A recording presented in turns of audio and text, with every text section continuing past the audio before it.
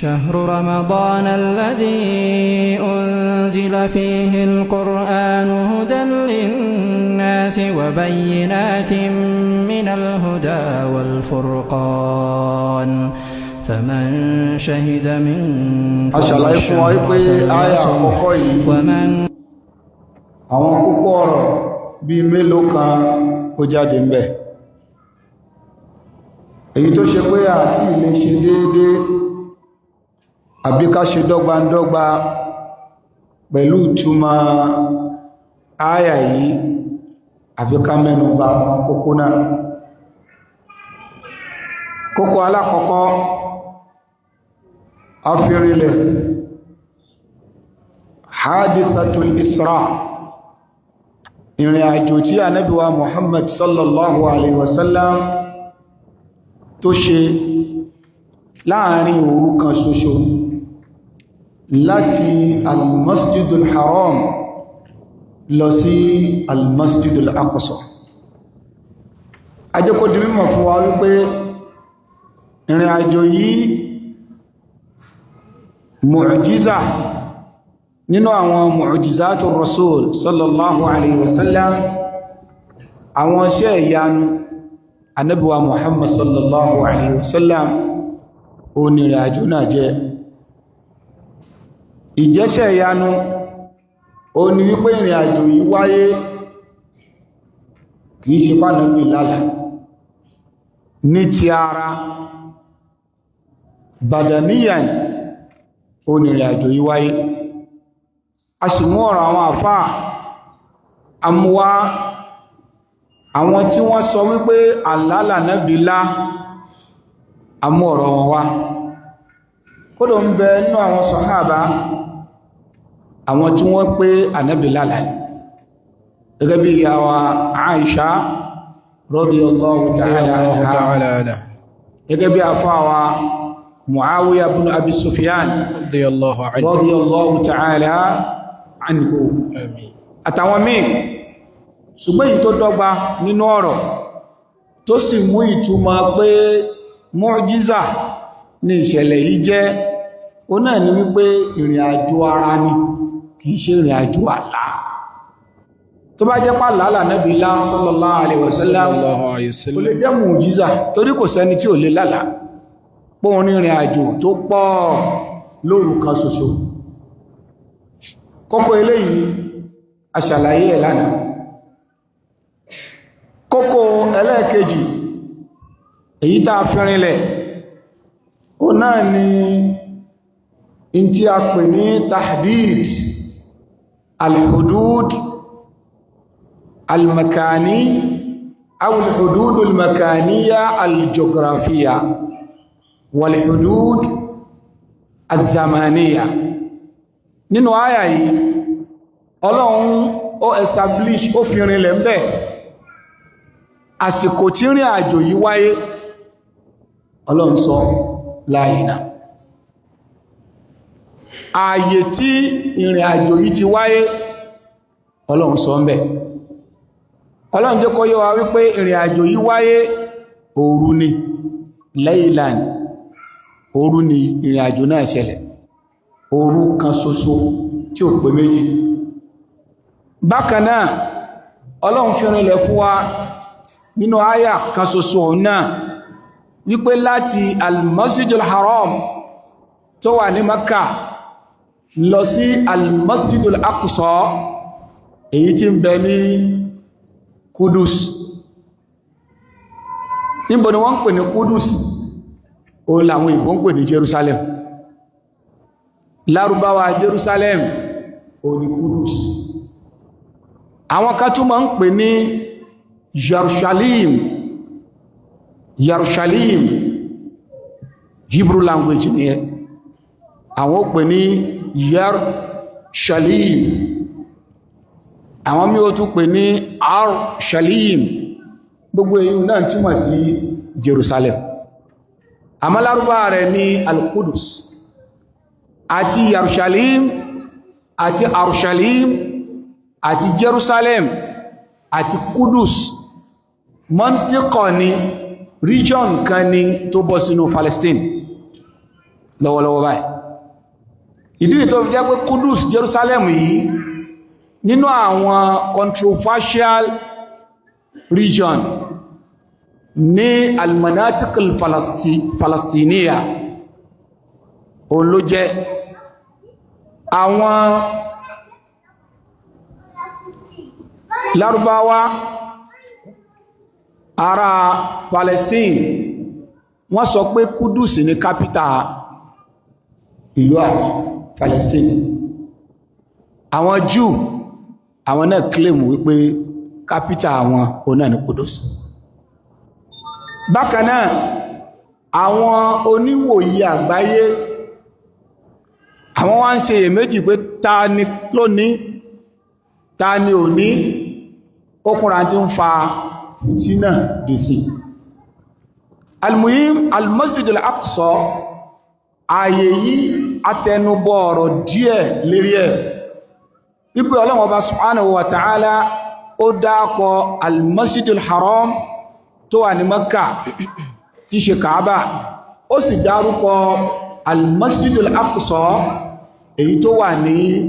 al-Qudus a lè pè ní Baitul Maqdis a sì lè pè ní al-Qudus tí ń jẹ́ Jerusalem Ọlọ́hun ò ní dákọ nǹkankan nínú al-Qur'an bí kì bá ṣe pé Ọlọ́hun fẹ́ ká kíyèsí lẹ́yìn eléyìí Ọlọ́hun wá sọ gbólóhùn kan nígbà tó sọ Masjid al-Aqsa Ọlọ́hun ní mọ́ṣálásí yìí mọ́ṣálásí tí a fi àlùbáríkà rọ̀kìríkà rẹ̀ gbogbo àwọn nǹkan wọ̀nyí kókó yìí a gbọ́dọ̀ kọjá lórí àyà yìí tí a wá ṣàlàyé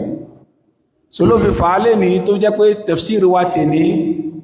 yóò máa jẹ́ ìtẹ̀síwájú lórí àwọn àlàyé tá ń bá bọ̀ nípa ìrìn àjò tánàbí rìn àwọn àyè tí ìrìn àjò náà ti wáyé a'udhu billahi minash shaitanir rajim bismillahir rahmanir rahim subhanalladhi asra bi'abdihi laylan minal masjidil haram ليلا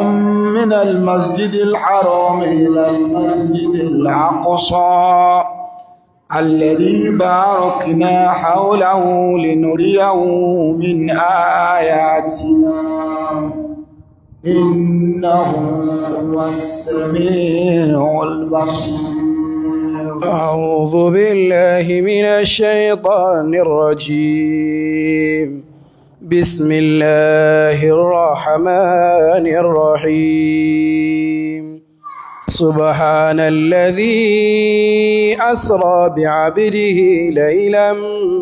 من المسجد الحرام إلى المسجد الأقصى الذي باركنا حوله لنريه من آياتنا إنه هو السميع البصير أبراتتما القرآن بلور قالوا أبا الله أناني الرحمن أرقالوا أبا أناني الرحيم أو أرقالوا تقى àti àwọn ìròyìn rẹ̀ tó rẹwà jùlọ náà la fi bẹ̀rẹ̀ tútúmọ̀ al-Qur'an بسم الله الرحمن الرحيم بسم الله الرحمن الرحيم سبحان الذي مما نفعلون aṣàlàyé fún wa ní àlàyé táwọn olùmọ̀ tafsir tí wọ́n ṣe lórí ìtumọ̀ subhana àfáwà Abdullah ọmọ Abbas radiyallahu ta'ala anhuma àmín wọ́n ní subhan bí máa tanzihun lillah ìtumọ̀ rẹ̀ ni pé mímọ́ ní fún Ọlọ́run ṣíṣàfọ̀mọ́ Ọlọ́run kúrò níbi gbogbo èérí tító fún Ọlọ́run kúrò níbi gbogbo àbùkù ìtumọ̀ subhan àmọ́ nígbà mí ń bẹ bọ́rọ̀ bá ṣe wá nínú al-Qur'an subhan ó tún lè nítumọ̀ míì ó lè túmọ̀ kárí nǹkan tó jọ wá lójú ká sọ pé subhanallah ẹ̀rí pé tí nǹkan bá káyàn láyà tó bá jẹ́ nǹkan èèmà èyí ní subhanallah.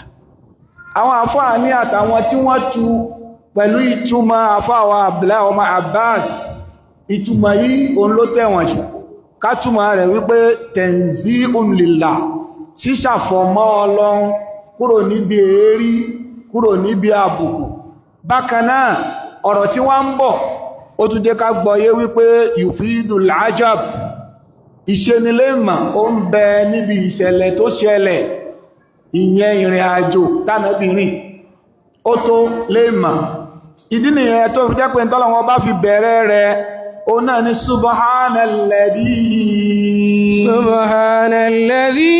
subhanalladhi asra bi'abdihi laylan minal masjidil haram. tító fún Ọlọ́run ọba tó ṣe wípé ó mú ẹrú rẹ̀ èyí tí ṣe ànábì wa Muhammad sallallahu alaihi wasallam ó mú rìnrìn òru. a ṣàlàyé fún wa pé asra ìtumọ̀ rẹ̀ ní as-sayru laylan ìrìn tí èyàn rìn lóru. ó ní sàrọ́ ó rìn lóru.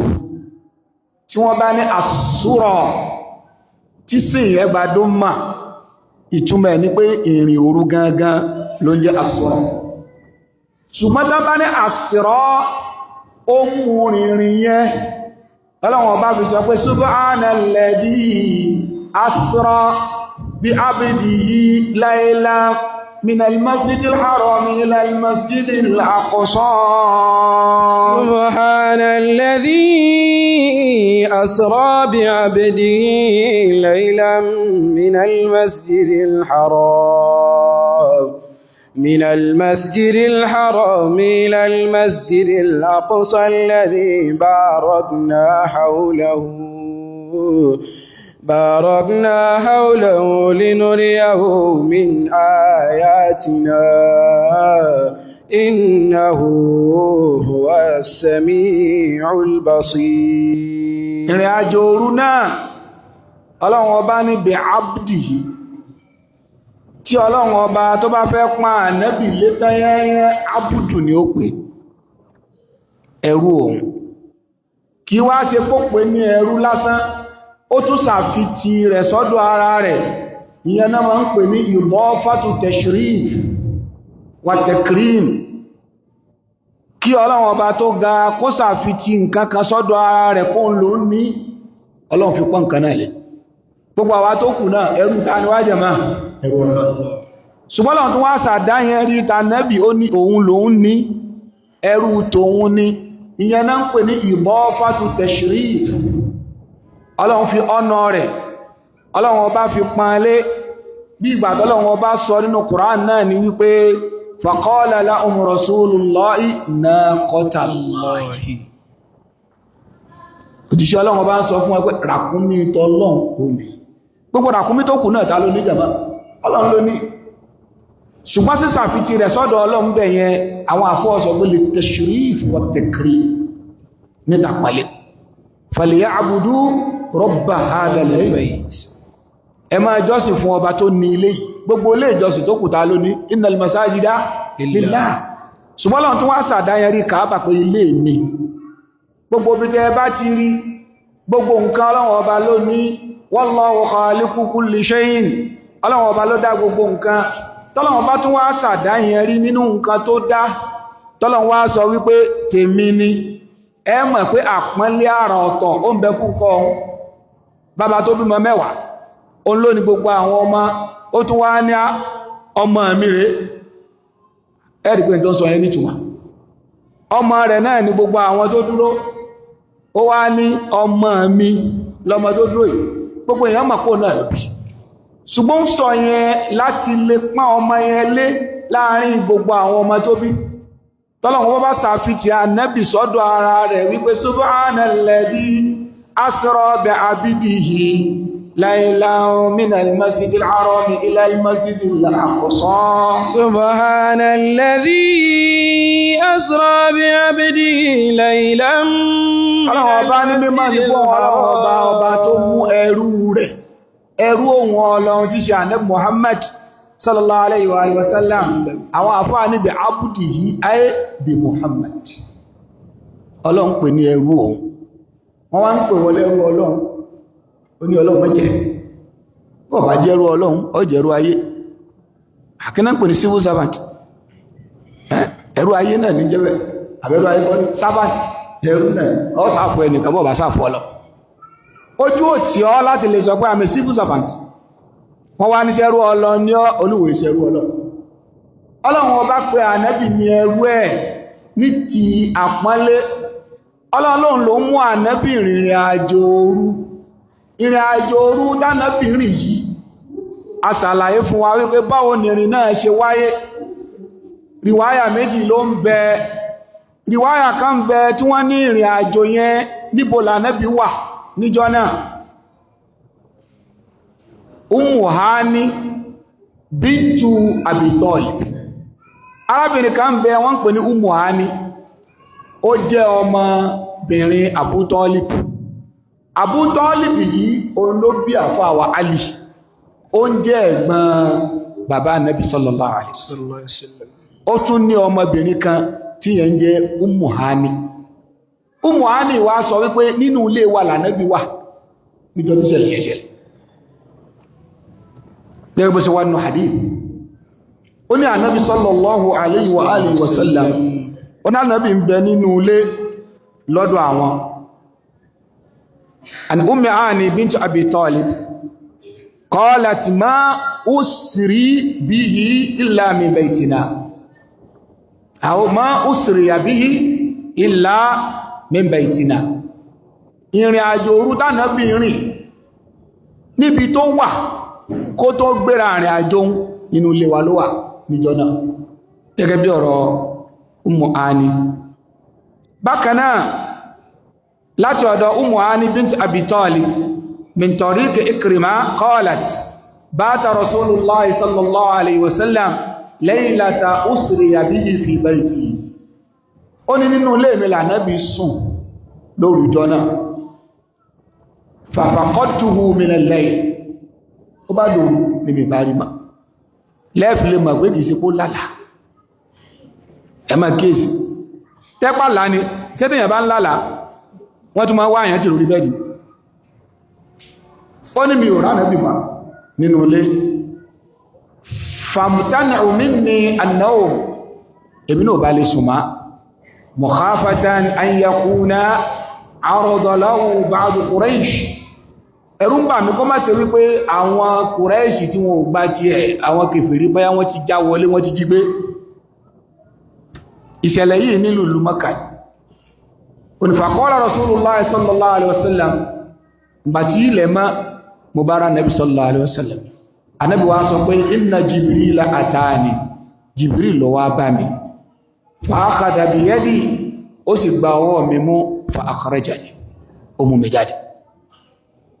hadisi tí Ummu Hani ó ní nínú ẹgbà wá mi an Ummu Hani bint Abi Talib láti ọ̀dọ̀ Ummu Hani ọmọ Abu Talib min tariq ibn Ishaq an al-Kalbi an Abi Salih fi masra Rasulullah sallallahu alaihi wasallam anna kanat taqul ma usriya bi Rasulillah sallallahu alaihi wasallam illa wa huwa fi bayti ó ní ìrìn àjò òru tánàbí rìn yìí inú ilé mi lànàbí sùn mẹ́jọ yẹ́ ọ̀lẹ́nu pé ànábì ṣe lọ sún ilé obìnrin kan ara ọ́nkù rẹ̀ ànábì sùn ilé wọn inú ilé Abu Talib ànábì wà bẹ̀ tí Ummu Hani sì jẹ́ ọ̀kan nínú ọmọ Abu Talib ó nínú ilé wa lànàbì sùn naimun indi tilka layla ọ̀dọ̀ mi ló sùn lórújọ́ náà fasalla al-isha al-akhira ó sì kírun ìṣá gbà tó kírun ìṣá ìtàn thumma nama wa nimna ó sùn àwọn náà sì wọlé gbogbo wa náà lálọ́sùn falamma kana qubayla al-fajri ìgbà tí ó di wípé al-fajri fẹ́ wọlé ahabbana Rasulullah sallallahu alaihi wasallam Ànábì bá jí gbogbo wa kílẹ̀ tó má ìyẹn túnmà sí pé nínú riwáyà kan ó ti jẹ́ ká mọ̀ pé lóòrù wọn ò rí mọ́ ìgbà tí ilẹ̀ ó fi mọ́ Ànábì bá yọ sí wọn faqala Rasulullah sallallahu alaihi wasallam falamma salla subha wa sallayna ma'a nígbàtà kírun àsùbá tán qala ya umma hani Ànábì ní rẹ̀ ummu hani laqad sallaytu ma'akum al-isha al-akhirah mú kúkú bá yín kírun ìṣá ìlànà kama ra'ayt bi hadha al-wajh àjọ kírun ìṣá ìlànà ni thumma ji'tu baytal maqdis lóòrù yẹn náà ni mo sì lọ sí baytul maqdis tí í ṣe al-masjid al-aqsa Kudus Jerusalem mo lọ síbẹ̀ lóòrù fa sallaytu fihi mo dẹ̀ kírun bẹ̀ thumma sallaytu salatal ghada ma'akum al-an mo ti padà wá èmi tún wá bá ń kírun àsùnbà kama tare bẹ́yìn náà ṣe rí àdísì yìí ó fẹ́rinlẹ̀ wípé ní inú ilé Ummu Hani tí í ṣe ọmọ Abu Tọ́líbì ọmọ ẹ̀gbọ́n bàbá Ànábì sallallahu alaihi wasallam wọ́n níbẹ̀ l'Ànábì sùn níjọ́ tí ṣẹlẹ̀ ìṣẹ̀lẹ̀ bákan náà nínú ẹgbà wá mi àwọn sọ pé Ànábì sallallahu alaihi wasallam Ànábì wà nínú Kaaba kìí ṣe inú ilé wọn lóṣù Ànábì wà nínú Kaaba hijir wọ́n ń pè ibìkan ní hijir Ibrahim ṣe rí bí tí Kaaba wà ààyè kan wọ́n demarcate ẹ̀ lẹ́gbẹ̀ẹ́ Kaaba báyìí wọ́n ra fi bí blọ́ọ̀kù kan fi demarcate ẹ̀ níwájú díẹ̀ kò ga tó Kaaba kékeré báyìí ibẹ̀ náà ń pè ní hijiri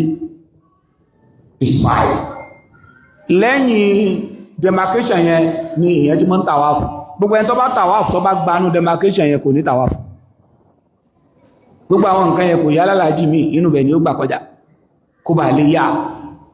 bó tẹ̀ jẹ́ pé o lè rí bẹ̀ gbàgán àwọn ọlọ́pàá gùn lè jó gbà ibẹ̀ yẹn ni Ànábì sùn sí nínú ẹgbà wa hadith mi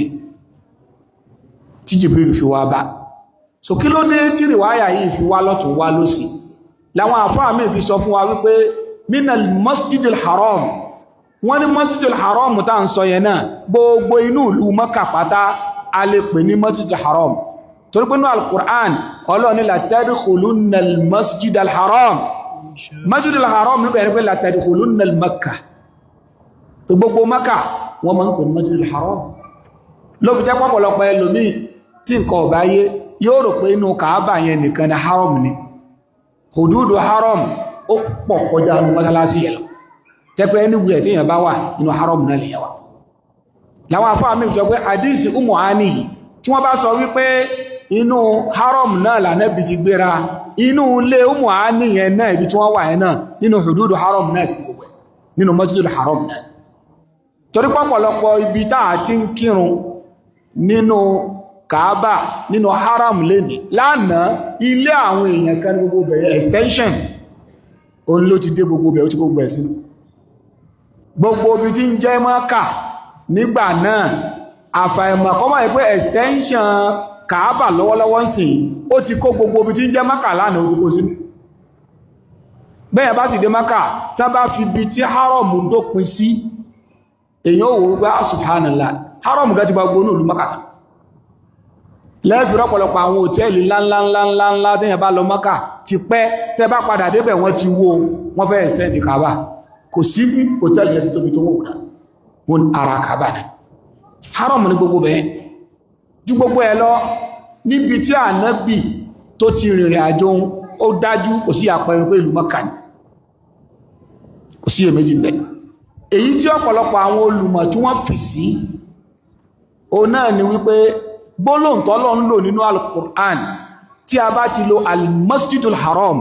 ìtumọ̀ tí ó kọ́kọ́ wá sọpọlọ wa hùn àzọ́ ìrìyàn náà ní kálù òun náà ní Kaaba secondary meaning ó ní wípé Masjidul Haram alẹ́pẹ̀ ní Mákà náà ṣùgbọ́n túnmọ̀ àkọ́kọ́ tán bá ní al-Masjidul Haram òun náà ní ibi tí Kaaba wáyé ìdí tí a fọ́ Sheikh Islam Ibn Taymiyyah alayhi rahmatullah wọ́n ní ẹ jẹ́ ká gbé lórí ìtumọ̀ èyí tó kọ́kọ́ súnmọ́ jù torí pé ìtọ́lọ̀ ń pè ní al-Qur'an ọlọ́run minal masjidil haram ila al-masjidil aqsa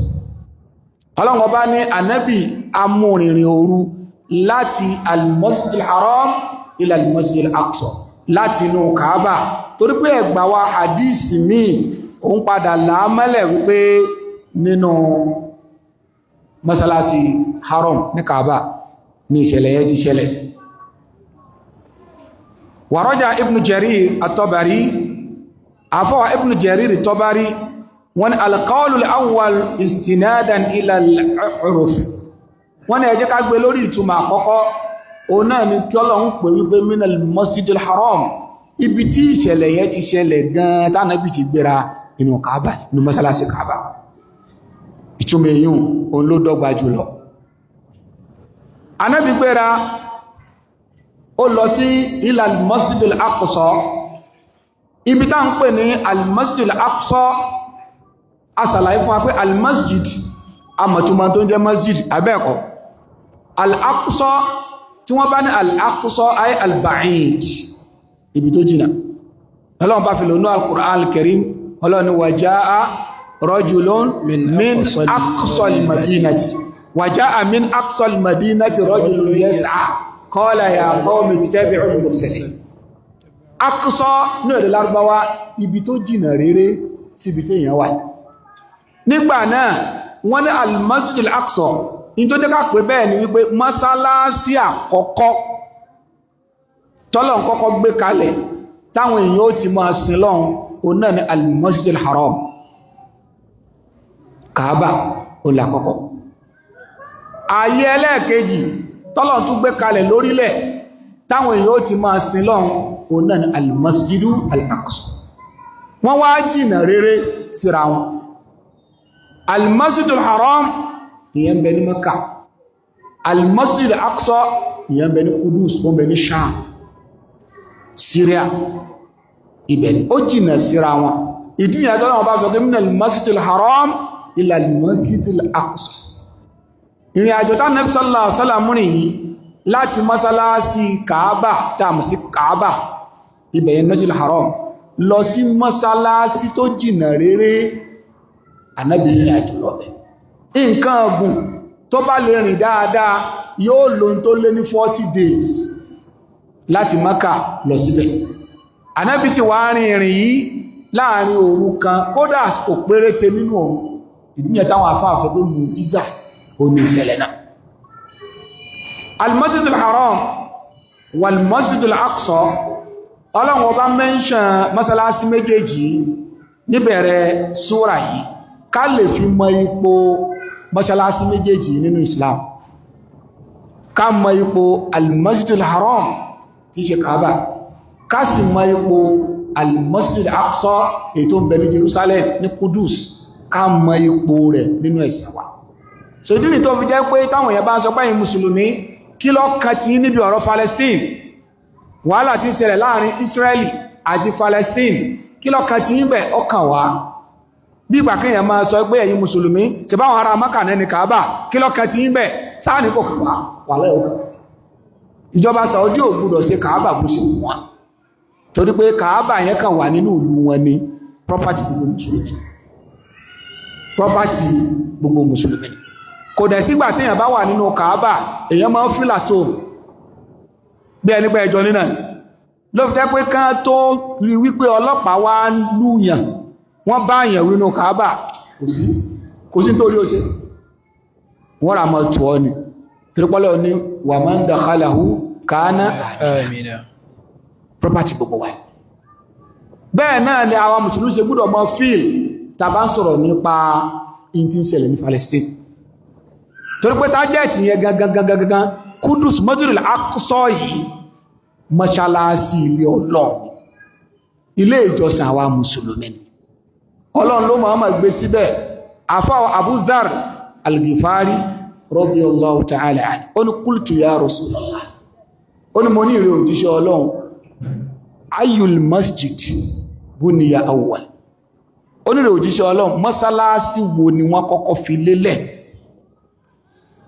mọ́sálásí wo lákọ́kọ́ lórílẹ̀ Ànábì ní al-Masjidul Haram Kaaba ó ní mọ́sálásí àkọ́kọ́ ó tún bèèrè wípé mọ́sálásí wo ló tún tẹ̀lé Ànábì ní al-Masjidul Aqsa mọ́sálásí èyí tó ń bẹ ní Kudus ní Jerusalem òní mọ́sálásí ẹlẹ́ẹ̀kejì láyé gbogbo mọ́sálásí tó kù ó ń tẹ̀lé àwọn ẹ̀ afọ́wọ́ Abu Dharr al-Ghifari radiyallahu ta'ala ó wá ní ya Rasulullah ìròsí ọlọ́run nígbàtí ọlọ́run gbé mọ́sálásí Masjidil Haram Kaaba kalẹ̀ iye ọdún wo ló ń bẹ láàrin mọ́sálásí méjèèjì Ànábì ní 40 sana 40 years ló wà láàrin méjèèjì eléyìí ó rẹ̀ sí arguments ìpèsè kìí ṣe historical fallacy lélẹ̀ a ṣe lè sọ pé 40 years ló wà láàrin Masjidil Haram àti al-Masjidil Aqsa àwọn àfáà wá ṣàlàyé wípé àṣìṣe táwọn èèyàn máa ń ṣe ó nípa àwọn èèyàn máa ń rò wípé Ànábì Ibrahim ló kọ́ Kaaba àwọn èèyàn wá wò wípé Ànábì Suleiman ó ló kọ́ al-Masjidil Aqsa iye ọdún tó sì ń bẹ láàrin Ànábì Ibrahim sánàbí Suleiman ojú kí ni lọ ojú 40 years àwọn orientalist wọ́n wà ní ọ̀rọ̀ tánàbí sọ yẹn historically correct àlàyé lórí eléyìí ni pé tánàbí sọ ń bẹ̀ yẹn àwọn èèyàn ní o mọ̀tàn Ànábì Ibrahim kọ́ ló kọ́ Kaaba Ọlọ́run wà ìdíyàrú fáàrù Ibrahim wàídà minal bayti wa Ismail Ọlọ́run bá ní ààyè ibi tá a kọ́ Kaaba sí ti wà ń lẹ̀ tẹ́lẹ̀ akàn ní kánàbí Ibrahim lọ gbé gan sókè ìsùn lọ kọ́kọ́kọ́ so nínú ìtàn àwọn àfáà ń ṣe yè wọ́n ń sọ pé ọ̀kanú méjèèjì ni ó jẹ́ wọ́n ní àwọn màláíkà ni wọ́n kọ́ al-Masjidil Haram bi amri min Allah àbí ká sọ wípé Ànábì Adam alayhi salatu wassalam ìyún tẹ́wọ̀n pé bá Ànábì Adam ṣe sọ̀kalẹ̀ lórílẹ̀ ilé ìjọsìn tọ́lọ́run pa láṣẹ kó kọ́ òun náà ló kọ́ kí ni ó kọ́ Kaaba lẹ́yìn 40 years tó kọ́ Kaaba lọ́lọ́run tó pa láṣẹ kó tún lọ kọ́ al-Masjidil Aqsa èyí ni l'Ànábì ń sọ 40 years yẹn l'Ànábì ń sọ kìí ṣe ọ̀rọ̀ t'Ànábì Ibrahim àti Ànábì Sulaiman Ànábì ò ní sí ìtàn pa sallallahu alaihi wasallam torí pé tí mo ra tàn mọ́lẹ̀ sí ẹlòmíì sì fẹ́ torí ẹ̀ fi Islam múlẹ̀ yóò ní ọ̀rọ̀ Ànábì gan contradict ara táwọn orientalist kan bá kọwọ́ bọ̀ ṣùgbọ́n bí tàn yẹn ṣe rí ni wípé Ànábì Adam alayhi salatu wassalam òun lọ́lọ́run ní kó kọ́ al-Masjidil Haram Kaaba lẹ́yìn 40 years tó kọ́ yẹn Ọlọ́run tó wá pa láṣẹ pé a tún lọ kọ́ al-Masjidil Aqsa ètí ń bẹ ní Jerusalem tá bá wá wo ìtàn wípé báwo ni ọ̀rọ̀ ti Kaaba clear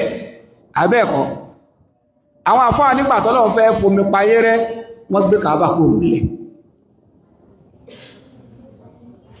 ojú rẹ̀ sì wà lẹ̀ ìyẹn lọ́lọ́ ní kánà Ibrahim lọ túnmà sókè kìí sọ ń lókọ nípìlẹ̀ ṣùgbọ́n nípa ti al-Masjidil Aqsa nígbàtí Ànábì Adam alayhi salatu wassalam tó kọ́ àyí àbíká sọ pọ́lọ̀ ń pa àwọn màláíkà láṣẹ kí wọ́n kọ́ ó wà ń bẹ̀bẹ̀ lẹ́yìn 40 years tí wọ́n ti kọ́ al-Masjidil Haram ní Kaaba ààyè yìí Ọlọ́run ṣe ní ààyè al-Ardul Muqaddasa ààyè mímọ́ Ọlọ́run pè ìyẹn làkọ́kọ́ ẹ̀rí pé gbàtánàbí asálàmù tọ́lọ́run pa Ànábì láti kánàbí máa kírun ibẹ̀ l'Ànábì kọ́kọ́ dojúkọ al-Masjidil Aqsa tá a bá ń sọ wípé ilẹ̀ mímọ́ lórílẹ̀ tó pé mọ́ntíkọ́tù nùbúwà region tọ́pọ̀lọpọ̀ àwọn ànábì Ọlọ́run ti sẹ̀mí tí wọ́n ti jáde agbègbè yẹn náà ní Ṣáà ìdí ìyẹn tó fi jẹ́ wípé gbogbo àwọn tí wọ́n fẹ́ mọ́ papò mọ́ra ẹ̀sìn lágbàáyé oníkálukú ló ń attribute ara wọn mọ́bẹ̀ yẹn Jew attribute ara wọn mọ́bẹ̀ Christians wọ́n attribute ara wọn mọ́bẹ̀ àwa mùsùlùmí attribute ara mọ́bẹ̀ ta ló wá ní nínú wa àwa mùsùlùmí láì torí pé wọn ò pé lórúkọ míì ju masjid lọ al-Masjidul Haram àwọn Júù àwọn máa ń pè ní haikal Suleiman wọ́n máa ń pè ní temple Solomon Suleiman àwọn Júù bọ́lọ̀ ṣe wá gbé àyè yìí kalẹ̀ ní agbègbè Sham gbogbo agbègbè Philistine yìí Syria ibẹ̀ yẹn náà ni àwọn ànábì Ọlọ́run ti dìde ànábì Adam Ọlọ́run sọ kalẹ̀ sórílẹ̀ ọkọ̀ mọ́sálásí síbẹ̀ ànábì Nuhu ó wá ó lọ nínú àwọn àrọ́mọdọ́mọ ànábì Nuhu òun ànábì Ibrahim alayhi salatu wassalam ànábì Ibrahim Sham ló gbé ibẹ̀ ló bí Ismail àti Yaqub ibẹ̀ ló bí wọn sí Ismail àti Ishaq ibẹ̀ ló bí wọn sí Ishaq òun gbé bẹ̀ Ismail wọ́n mú wá sí Maka bí tàn sí ń lọ ní ẹ̀ ààyè sílọ̀ ààyè ìjọsìn fọ́lọ̀ gbogbo àwọn ànábì Ọlọ́run tọ́lọ́run rán yìí wọ́n wá sílọ̀ kò sánẹ́bí Ọlọ́run kankan tó wá kílèmù Christianity kò sánẹ́bí Ọlọ́run kan tó wá kílèmù Buddhism or ẹ̀sìn Judaism kò sí ànábì Ọlọ́run kan tó kílèmù ẹ̀ èyí tí wọ́n kílèmù ní wípé mùsùlùmí ni wá so yá túnmà sí pé ilé ìjọsìn Ọlọ́run láàyè yìí ń jẹ́ torí pé gbogbo ẹni tó fẹ́ kílèmù rẹ̀ lẹ́nu oníkálukú náà ń so má ànábì Ọlọ́run káàbí mìíràn àwọn ànábì Ọlọ́run ọba yìí sì ní direction kan náà ni wọ́n ní látọ̀wọ́ so eléyìí ló fà á nígbà tó di àsìkò kan ànábì Ibrahim alayhi salatu wassalam àti ọmọ rẹ̀ ànábì Ibrahim ó tún Masjidul Aqsa ó tún kọ́ Yaqub tẹ́gbẹ̀ Jacob òun náà tuntun ó tún kọ́ ó tún gbà yẹ kò sí tí wọ́n ń ṣe ń bẹ̀ jù pé wọ́n kí náà nígbà tó tún yá tí Yaqub tó ń lọ nínú àwọn àrọmọdọ́mọ Yaqub ló tó kan ànábì Suleiman alayhi salatu wassalam ànábì Suleiman alayhi salatu wassalam òun náà kìí sóun ló kọ ó kàn tún fẹ́ lójú nígbà náà ní tó ń ṣe ní ẹ̀ ó fẹ́ lójú kò dẹ̀ sí tí wọ́n ń ṣe bẹ̀jú pé wọ́n jọ́sìn wọ́n kí ẹm ní Masjidul Aqsa ìgbàtà Nábì Suleiman alayhi salatu wassalam tó lọ ọgọ́rọ̀ àwọn ànábì Ọlọ́run náà ni wọ́n jọ́sìn bẹ̀ gẹ́gẹ́ bí Kaaba ṣe jẹ́ bẹ́ẹ̀ náà ni bẹ̀ jẹ́ àwọn èèyàn jọ́sìn fọ́lọ́run subhanahu wa ta'ala ní ààyè ìtàn wá fi wá pé ààyè yìí wá ń lọ bẹ́ẹ̀ ànábì Musa òun náà ló bẹ̀ alayhi salatu wassalam ànábì Isa ọmọ Maryam òun náà ló bẹ̀ bí ṣe wá ń lọ nìyẹn bẹ́ẹ̀ nígbà tó yá àwọn Júù àwọn Yahudi wọn àìjáàkì nígbà tó tún yá àwọn Christians àwọn náà àìjáàkì wọ́n jọ́sìn bẹ̀ ìgbà tó sì àsìkò àfáwà Umar bin Khattab radiyallahu ta'ala anhu ní ọdún kẹẹ̀ẹ́dógún lẹ́yìn hijira tánàbí ti lọ wọ́n ń pe ogun yẹn ní Fathul Qudus àfáwà Umar bin Khattab òun ló kó àwọn ọmọ ogun jọ wípé Kudus yìí Jerusalem yìí ilẹ̀ àwa mùsùlùmí in tí wọ́n ń ṣe ń bẹ̀ wọ́n ti kó àwọn ère Maria ère Gabriel gbogbo ẹ̀ ni wọ́n kó sínú mọ́lásí ṣẹ̀gbẹ́dì sí àwọn ilé ìjọsìn yóò kàn wọ́n sì lérò ère Maria tán bá kọ́ ọbẹ̀ wọn ọ̀kọ́ tẹ̀ríba fún báyìí gbogbo àwọn ère oná kó sínú Masjidul Aqsa àsìkò àfá Umar bin Khattab radiyallahu ta'ala anhu olóṣẹ́ndì fi àwọn ọmọ ogun náà ṣe pé yá ẹ lọ gba Kudus odidi oṣù kan ní wọ́n fi ṣẹlé mọ́ wọn ogun tó lágbára ni àwọn náà fẹ́ fílẹ̀ ọwọ́ àwọn Christians ni àfáwà Umar bin Khattab lórí wọn jáde ààyè yìí sáà ìtàmà kẹbọ̀ sí wọ́n gba ìlú yẹn náà pẹ̀lú Fathul Qudus ní ọdún kẹẹ̀ẹ́dógún lẹ́yìn hijira Umar bin Khattab àwọn ìṣẹ̀lẹ̀ kan ṣẹlẹ̀ àfáwà Umar ò tẹ̀lé wọn lọ sójú ogun yẹn ìgbà tí àwọn mùsùlùmí kọ́ńkà àwọn tí wọ́n wà ń bẹ̀ lọ́dún náà wọ́n wá ní àwọn ò ní kó kọ́kọ́rọ́ Masjidul Aqsa àwọn ò ní kó kalẹ̀ àfi káwọn orí olórí gbogbo mùsùlùmí báyìí òun làwọn fẹ́ fi lé lọ́wọ́ àwọn gbogbo mùsùlùmí bá ránṣẹ́ sáfà Umar ibn Khattab ní kò sí wàhálà wọ́n múra wọ́n mú nǹkan ọ̀gùn wọn wọ́n sì mú ẹrú kan lọ́wọ́ gbàtà wọ́n rìn lọ àfá Umar ibn Khattab wá ní bí ṣe ń rẹ ọ̀gá náà ní máa rẹ ọmọṣẹ́ ìwọ ọmọṣẹ́ já máa pín ẹ̀sìn ìgùn tẹ́bí bá ti gùn díẹ̀ tí wọ́n ń fà á tọ́bá ti yá ìwọ́n ló gùn ìmìnà ọ̀rọ̀ bígbà tí president wọ́n bá ń ṣe bẹ́ẹ̀ nínú ètò Ọlọ́run ìpín èyí tó kángun síbi tí wọ́n lọ tẹrú ni níjẹ́ ti Umar radiyallahu ta'ala ẹrú ló ń bẹ lórí ẹṣin Umaru ló ń fàábọ̀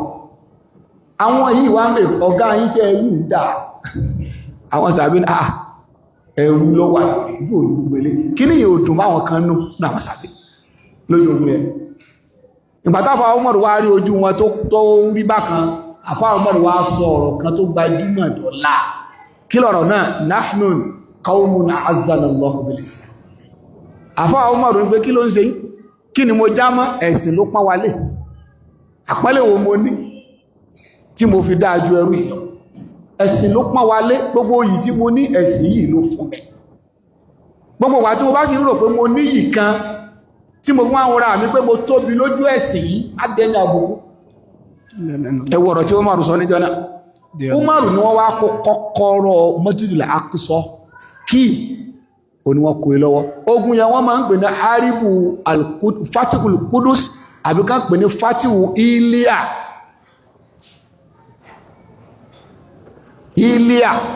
èdè Hebrew ni wọ́n máa ń pè ní Capitonia Iliya wọ́n pè ní Capitonia ọjọ́ tí wọ́n gba ibẹ̀ yẹn lásìkò àfá Umar ibn Khattab ẹwà máa wo dédé Islam àfá Umar ibn Khattab wá ní ẹ̀yin tẹ́ ẹ jẹ́ Christians àlẹ́yìn kúrò bẹ̀rù hurriyatu din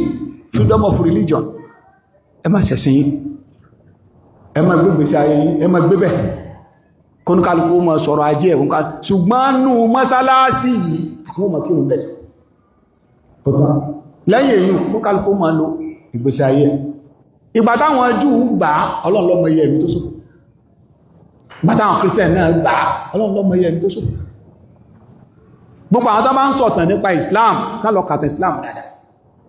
àfọwọ́ Umar ibn Khattab oní kí Christian mọ̀ gbébẹ̀ kónúkálùkù mọ̀ ṣẹ̀sìn kónúkálùkù mọ̀ gbébẹ̀ lálàáfíà àmọ́ mọ́sálásí Masjidul Aqsa ilé ìjọsìn Ọlọ́run mọ́sálásí àfọwọ́ Umar ibn Khattab wọ́n wá tún sí wọ́n tún bẹ̀ sí dáadáa ní mọ́sálásí lásìkò yìí ọ̀gọ̀ọ̀rọ̀ àwọn lárúbáwá wọ́n migrate wá sí Kudus nínú wọn làwọn Banu Hashim àwọn Banu Quraysh nínú àwọn ìran family Ànábì sallallahu alaihi wasallam wọ́n migrate wá sí Kudus àwọn yẹn nínú àrọmọdọ́mọ wọn ni Imam Shafi nínú àrọmọdọ́mọ àwọn tán migrate wá sí Kudus ní Jerusalem nígbà náà torí pé àwọn Quraysh wọ́n migrate tán sì gbébẹ̀ lọ́la dc wọ́n jẹ́ family Ànábì sallallahu alaihi wasallam tán wà ní Palestine nínú àwọn ọmọ táwọn yẹn bí ni Imam Shafi ìdí ẹ̀tẹ́ pé tẹ́ bá ń tírèsì ìran Imam Shafi ẹ̀ tírèsì ẹ̀ka Ànábì sallallahu alaihi wasallam Gaza ni wọ́n ti bí Imam Shafi so n tó jẹ́ káwọn ènìyàn ó débẹ̀ nínú àwọn sàábé tí wọ́n gbé bẹ̀ Ubadatu bunu Samit ibẹ̀ ló gbé ibẹ̀ ló tán sí àwọn sàábé migrate wá síbẹ̀ wọ́n ń sin lọ ọ̀pọ̀lọpọ̀ àwọn sàábé ni wọ́n gbé bẹ̀ nígbà tó tún yá tó tún lọ sáà àwọn haribu solibiyuin àwọn crusaders àwọn náà tún dé wọ́n tún hijack wọ́n tún bàbẹ̀ àwọn náà lò fá kó tó di pé Salahuddin al-Ayyubi kó tó wá kọ́nkà wọn kó tó lè ọgbùrù bẹ́ àní mọ́sálásí yìí mọ́sáàsì ìdí tó fi jẹ́ pé tẹ́ bá wo al-Masjidul Aqsa títí di òní tí mò ń sọ̀rọ̀ yìí àwọn Júù náà wọ́n èé sọ wípé àwọn làwọn níbẹ̀ wọ́n èé sọ bẹ́ẹ̀ Christian náà lẹ́ni ẹ̀lẹ́ Christian ní gbogbo àgbáyé ibù títí dì sí wọ́n kàn máa ń lọ síbẹ̀ fún tourism ẹbí àwọn tán bá lọ fún kí náà máa pè kán máa lọ yẹn alọ Jerusalem Kudus náà ni wọ́n lọ tí wọ́n bá lọ síbẹ̀ àwọn àyè àmì ni wọ́n kàn lọ máa ń wò ìrìn àjò afẹ́ tí wọ́n bá wọnú mọ́ṣálásí yẹn tán bá fún wọn láàyè torí pé ó ti ní specific time tí wọ́n máa ń fún wọn kákan wo bẹ̀ kan jáde bọ́ta ni wọ́n ò bí wọn dá kan wá parí pé lọ́tọ̀ Jésù lọ́wọ́ mo tó bẹ́ ẹbí wọ́n lè rí ṣéèrì tí mù ní ó lìdì ní àbí fáyà àbẹ́lẹ́rin jẹ́ òfin àbáwọn ẹ̀fọn jí lé ká kò sẹ́ni tí ó lìdì ẹ̀rẹ̀ kan bẹ̀ wọ́n á kà lọ fún tourism títí dì sí àwọn Júù náà sì gbà wípé àwọn tí wọ́n ń kírun bẹ̀ làwọn mùsùlùmí di sìn lọ́fi jẹ́ pípà tí ọ̀rọ̀ wá dójú ẹ̀ táwọn èèyàn wọ ọbẹ̀ ráàyè wọ ọbẹ̀ free láti kírun dáadáa ó ní ìgbà tọ́rọ̀ ogun ń ṣẹlẹ̀ for security purpose ìgbìtọ̀ nígbà táwọn èèyàn bá ti ń kírun bí tí wọ́n ṣíná bò wọn lápá ọ̀pọ̀lọpọ̀ àwọn èèyàn tọ́bọ̀ wá rí bẹ́ẹ̀ tó bá yẹ pé mọ́sálásí ló ń dá wàhálà alẹ́ ẹjọ́ wọ́n ti káwọn èèyàn má kírun bẹ́ẹ̀ àwọn Júù náà dẹ̀ ní direct access síbẹ̀ ṣùgbọ́n nítorí pé àwọn international community tí wọ́n ń wá fún peacekeeping wọ́n fẹ́ fọ́ Júù ju gbogbo àwọn tó kùnà torí pé kankan náà ni wọ́n ló fi jẹ́ wípé lẹ́ni ààyè yẹn Israeli wọ́n claim wípé Kudus Jerusalem yẹn wọ́n lò ní capital wa àwọn Palestine al-Palestiniyun àwọn náà sọ pé capital wọn àwọn international community view wọn vary wọn sọ́jọ́ abẹ́kò wọ́n sì wòlòdó so lè tó ń túmọ̀ sí wípé bí ìsìn náà àwọn Júù táwọn náà kàn máa ṣe ń bẹ̀ wọ́n ń pe àwọn nǹkan kan ní àtòkúsùlù yahudiya àbí àwọn harakatu àtẹlmùdíyà àwọn nǹkan yẹn àwọn náà wọlé wọ́n wò bẹ̀ ibì kan bẹ wọ́n ń pè ní Ha'itul Burak ibi ìgànnátánà bí so ẹ̀sìn al-Burak tó so mọ́ àwọn Júù ń kílèmù bẹ̀yẹn wípé nínú erípa Suleiman tó ṣẹ́kù ní torí pé àwọn Júù affiliation ti wọn attachment ti wọn sí Masjid al-Aqsa wọ́n link mọ́ Suleiman àwọn Júù àwọn Christian orílẹ̀ kankan link tí wọ́n mọ́ torí pé nínú ìtàn Jésù gan àwọn Júù òjò ráyè nínú temple òjò ráyè ẹlọ́ka Bible àfi ẹ̀kan tí wọ́n ní Jésù bínú àwọn èèyàn ń tajà ń bẹ̀ ó bá dáhùn ẹmọ́tọ̀lẹ̀ bàbá àwọn di kìíní ṣùgbọ́n kò ráyè ń bẹ̀ àwọn Júù náà lórí so àwọn ò láfíléṣàn kankan ẹnu wípé wọ́n rí pé tíbẹ̀ yẹn bá lè já kúrò lọ́wọ́ àwọn ò ní ní ma'athiri tàríhíyà àwọn ò ní ní historical kìíní kankan heritage àwọn ò ní ní nígbà bá sọ wípé níbo ni wọ́n ti bí ìyá Jésù níbo ni kìíní kankan tí wọ́n ti lé ọkùnrin rẹ̀ tí wọ́n ráyè níbẹ̀ ló fi jẹ́ pé wọ́n sì maintain tourism wọ́n fún wọn láàyè kọmọ̀sí ṣùgbọ́n àwọn wo ni wọ́n ń jọ́sìn nínú al-Masjid al-Aqsa táwọn Júù náà lè deny rẹ̀ àwọn mùsùlùmí ni wọ́n ń kírun bẹ̀ torí pé nínú ibi tán pè ní al-Masjid al-Aqsa wọ́n fẹ́ǹsì ibẹ̀ pàápàá jùlọ nígbà tó tún di àsìkò Umayyad Empire al-Asr al-Amawi ní àsìkò àfáà wa khalifa mùsùlùmí ó ní Abdulmalik bin Marwan Abdulmalik bin Marwan lásìkò Umayyad Empire òun ló tún wá tún Masjid al-Aqsa ó tún wá tún ṣe wọ́n tún wá fẹ́ wọ́n tún kọ́ mọ́sálásí kan síbẹ̀ tí wọ́n ń pè ní Qubbatu Sakhra al-Dhahabiyya ìyẹn wà ń bẹ̀ báyìí ẹ rí wípé dóòmù ẹ̀ báyìí green ni ìyẹn gangan kọ́ ní Masjid al-Aqsa àwọn èèyàn mọ̀ dóòmù ẹ̀ báyìí tẹ́báwọn náà wòrán green ni ìyẹn náà máa ń pè ní Qubbatu Sakhra wọ́n tún kọ́ al-musalla al-marwani bí masalasi kan tẹ́ pé Abdulmalik ibn Marwan olókọ́ láti kò tẹ́ khalifa wọ́n tún kọ́ àwọn nǹkan kọ̀ọ̀kan síbẹ̀ so ìyẹn ló fà á tó fi jẹ́ wípé gbogbo àwọn nǹkan wọ̀nyí jù náà gbà páwọn mùsùlùmí wọ́n kọ́ masjidul qibuli ó wà bẹ́ẹ̀ torí pé kọ́mpáàdì yẹn fẹ́ masjidul aqsa òun náà sì wà bẹ́ẹ̀ so gbogbo àwọn nǹkan wọ̀nyí àwọn náà gbà wípé mùsùlùmí ló ń jọ́sìn nínú al-masjidul aqsa àmọ́ jù àwọn náà rí wípé ẹ̀sìn táwọn ń ṣe èèyàn sáà máa ní orírun tẹbá trace ẹ trace pé orírun àwọn rẹ̀ tó bá ti lè bọ́ lọ́wọ́ àwọn finish rẹ̀ àwọn Christians abẹ́lẹ̀ṣẹ̀ káwọ́ ni ewé orí omi o ni wọ́n ní Kudus ní Jerusalem mádébẹ̀un jókòó bí ẹgbẹ́ wò tó bẹ̀rẹ̀ tọ́tọ́ bá wọn àwọn ò ní atharu kankan níbẹ̀ bó ti wùlẹ̀ kọ́mà international communities àwọn àwọn òpé ẹ̀yin mùsùlùmí ẹ yọ̀ǹda rẹ̀ ṣe bẹ́ẹ̀ ti ní Kaaba lẹ́nìkàkọ̀ ọba ìjìyàn lórí ẹ̀ yọ̀ǹda rẹ̀ fáwọn jù ṣùgbọ́n linguistic facts historical facts méjèèjì establish pé ààyè yẹn àyàwó mùsùlùmí tó clear tí ò lójú èyí tí ń fa wàhálà tí ń ṣẹlẹ̀ nìyẹn oníkálukú rí wípé ibẹ̀ yìí ò ṣe jáwọ́ kúrò gbogbo àtà bá ń sọ̀rọ̀ nípa orísun ẹ̀sìn gbogbo ẹ̀sìn ibẹ̀ ni ti Mákà kò sẹ́ni tí bá wá dì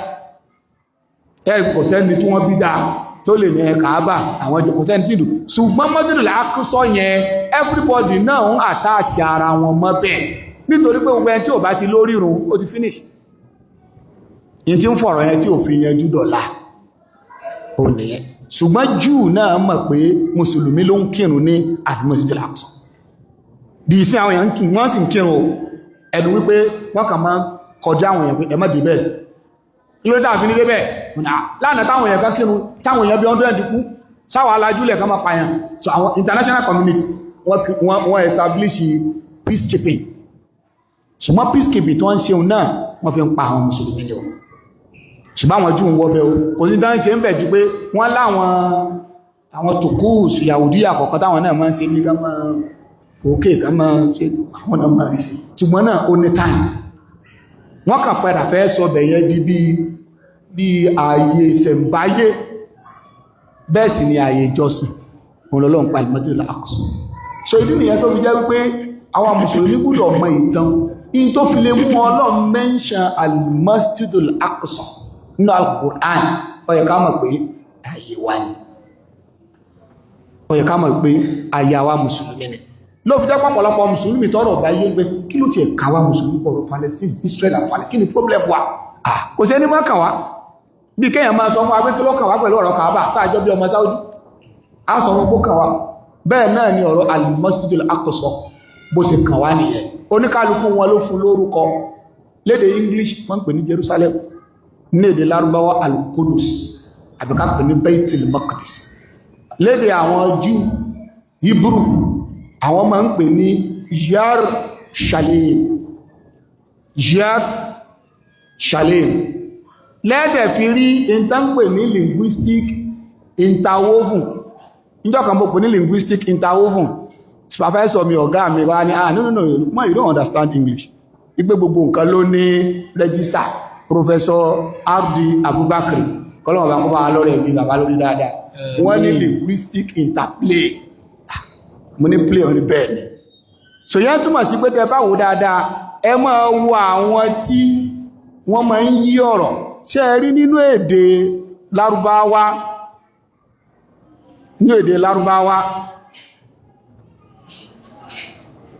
tí ẹ bá rí èdè Lárúbáwá àti àwọn Semitic languages tí ẹ bá ti rí why báyìí tí wọ́n bá fẹ́ gbé wá sínú English j ni wọ́n fi pè